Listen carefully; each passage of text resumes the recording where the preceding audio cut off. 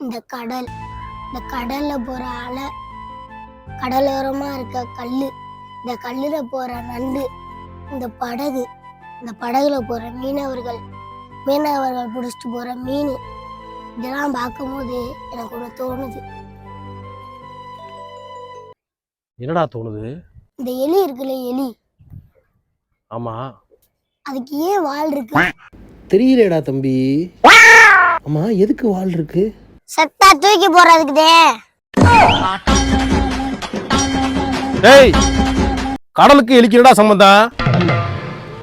முடிச்சு உள்ள எலி விட்டுறேன் பாத்துக்க. கடலுக்குள்ள கடலுக்குள்ளே தள்ளி விட்டுருவாரோ?